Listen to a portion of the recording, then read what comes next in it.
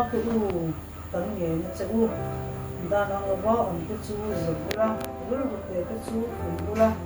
sạc lâu cái chú trồng cùi la như giống sông là cả đồ thấy tất cả những người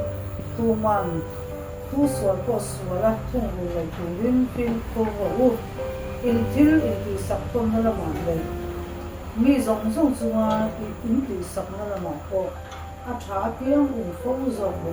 lồng phô la vang lồng bên trong trái la em khi mà lồng thủ trên phô chú nắng mà đi làm thủ khi sai xóa cho anh thực hiện mình xí á đại diện của xe thủ công trình của xe đại diện mình xe amen anh sẽ sản phẩm cái đó hay ta ăn cũng làm cảnh đi chân thì những cái mỏ làm động la khi ăn được trắng khuya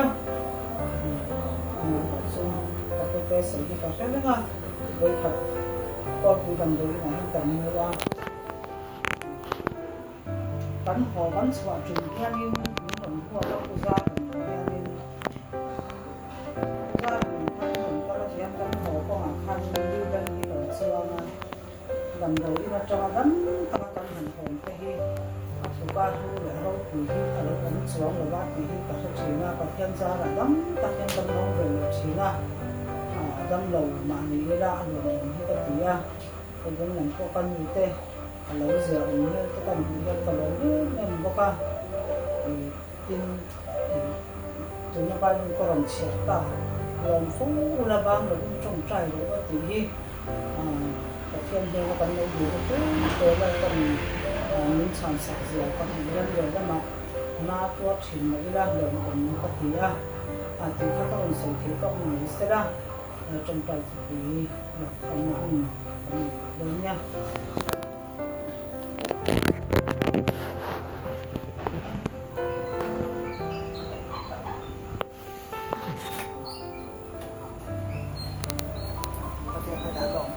Sẽ cũng vấn đề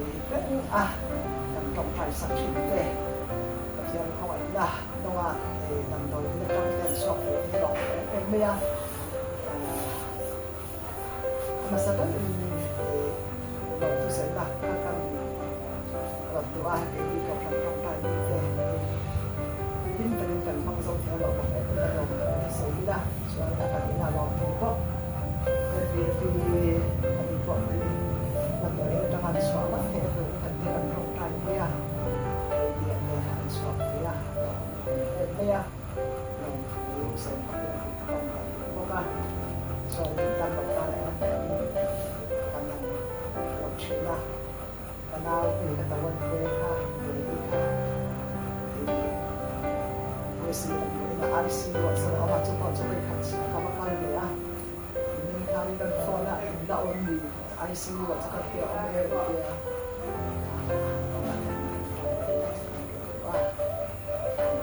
ai xin để cho đi ăn cho nó ăn ngon phải thì đúng không ạ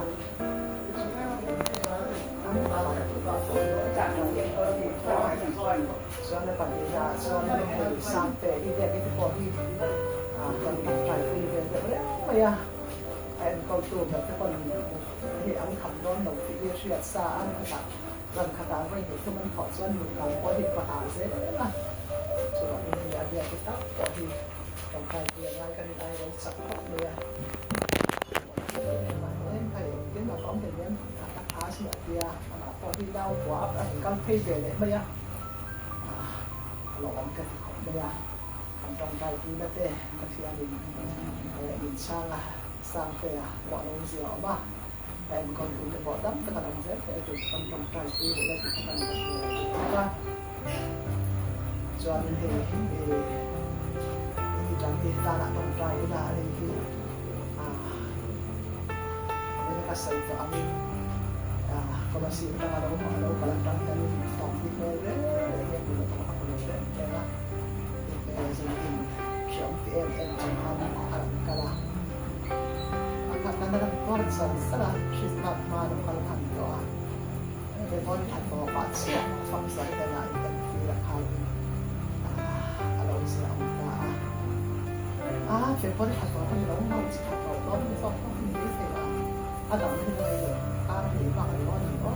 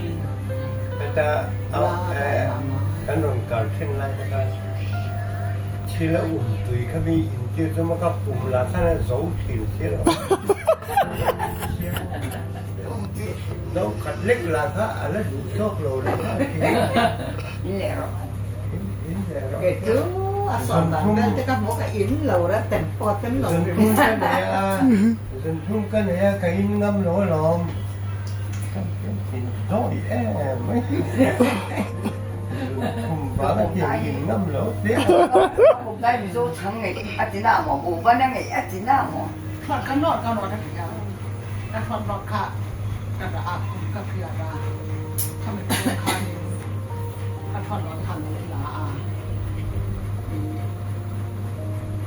啊睇胡卡，啊學聲啊看看你，老媽哦哦，啊是咋路嘛？先真啦，老媽。哦啊，阿爸，喂咩喎？係咧，佢講啦。啊啊，我翻咪幫佢啲咧。食飯啦，佢唔知喎。咩啲啊？快啲食完咗。